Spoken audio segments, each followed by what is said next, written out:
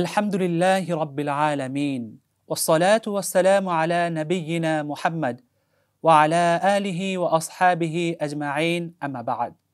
প্রিয় দর্শক শ্রোতা, রমাদানুল কারীমের পরন্ত বিকেলে আজ যারা সময়ের বিশেষ আয়োজন ইফতারের দোয়া অনুষ্ঠানে আমাদের সঙ্গে যুক্ত হয়েছেন, সকলকে জানাচ্ছি আন্তরিক প্রীতি ও ভালোবাসা।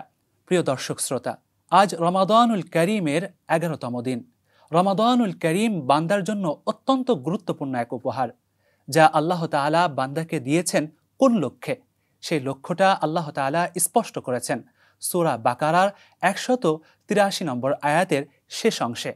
তিনি বলেন, লাআল্লাকুম তাত্তাকুন, বান্দা, যাতে করে তুমি এই রমাদানে মুত্তাকি হয়ে যেতে পারো, তোমার মধ্যে আমার ভয় চলে আসে, কেননা আল্লাহ তাআলা মুত্তাকি বান্দাকে খুব পছন্দ করেন।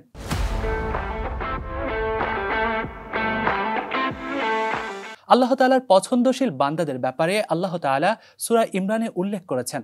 তিনি বলেন, মুত্তাকিদের মধ্য থেকে আমি তাদেরকে পছন্দ করি যারা কোনো গুনাহ হলে আল্লাহ তাআলার কাছে ক্ষমা প্রার্থনা করে, যারা রাগের সময় সেটাকে রাগকে কন্ট্রোল করে আল্লাহ তাআলার জন্য রাগকে দমন করে ফেলে। 2 নম্বর, নিজের ভুল হলে সেটাকে শুধরে নিয়ে আল্লাহ তাআলার কাছে তওবা করে। 3 নম্বর, যারা মানুষের প্রতি ইহসান করে, ভালোবাসা রাখে। 4 নম্বর, যারা খারাপ কাজ থেকে দূরে থাকে, অন্যকেও খারাপ কাজ থেকে বিরত রাখার উপদেশ দেয়। এই যে এই গুণগুলো, এটি মুমিন বান্দার সিফাত, এটা আল্লাহ ওয়ালাদের সিফাত।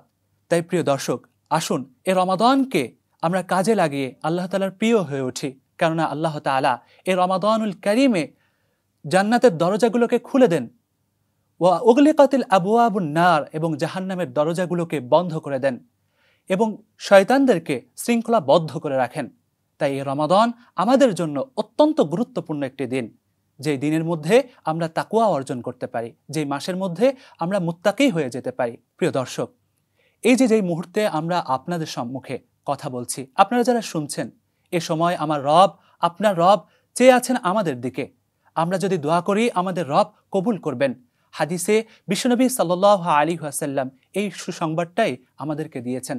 আসুন এই গুরুত্বপূর্ণ মুহূর্তে রবের কাছে দোয়া প্রার্থনা করি।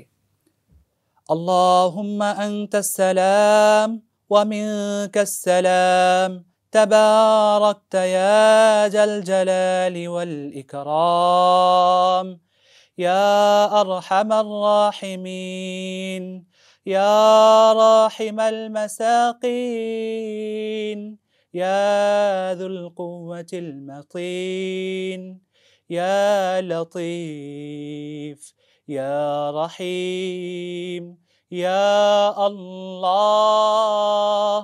তোমার দরবারে তোমার বান্দারা আল্লাহ ভিক্ষুকের মতো দুহাত উত্তোলন করেছে। মালিক আল্লাহ, তুমি আমাদের দোয়াকে কবুল করে নাও, তুমি আমাদের জীবনকে কবুল করে নাও, তুমি আমাদের এই রমাদানকে কবুল করে নাও, তুমি আমাদের এই ইফতারিকে কবুল করে নাও, তুমি আমাদের সেহরিকে কবুল করে নাও, তুমি আমাদের নামাজকে কবুল করে নাও।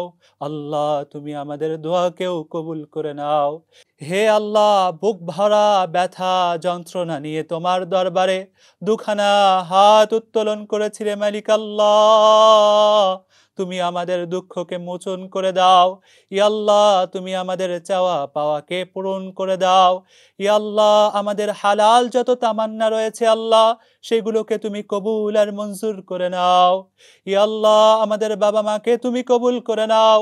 আল্লাহ, আমাদের মধ্য থেকে আল্লাহ যাদের বাবা মা নাই, ইয়া আল্লাহ চিরদিনের জন্য বিদায় নিয়েছে আল্লাহ, সেই সমস্ত বাবা মাকেও তুমি মাফ করে দাও, তাদেরকেও জান্নাতে ভালো রেখো আল্লাহ। আমাদের যে সমস্ত বাবা মারা দুনিয়ার বুকে আছে আল্লাহ, বট বৃক্ষ হিসাবে আছে আল্লাহ, তাদের ছায়াকে আমাদের উপরে দীর্ঘ করে দাও। ইয়া আল্লাহ, তুমি আমাদের প্রত্যেককে বাবা মার খেদমত করার তৌফিক ইনায়েত করো আল্লাহ। ইয়া আল্লাহ, তুমি আমাদের প্রত্যেককে কবুল করে নাও। ইয়া আল্লাহ, রমজানকে যেন যথাযথভাবে পালন করতে পারি, লালন করতে পারি, সেই তৌফিক দান করে দাও। ইয়া আল্লাহ, অসহায় দুস্থ মানুষের পাশে দাঁড়াতে পারি সেই তৌফিক দান করে দাও। আল্লাহ, আমাদের প্রত্যেকের আমলকে তুমি কবুল করে নাও। ইয়া আল্লাহ, আমাদের ছোট ছোট আমলকেও তুমি কবুল করে নাও, আমাদের বড় বড় আমলকেও তুমি কবুল করে নাও। আমাদের জীবনকে সুন্দর করে দাও, তোমার রাহে চলার তৌফিক দান করে দাও। আমিন, আমিন। ওয়ালহামদুলিল্লাহি রাব্বিল আলামিন।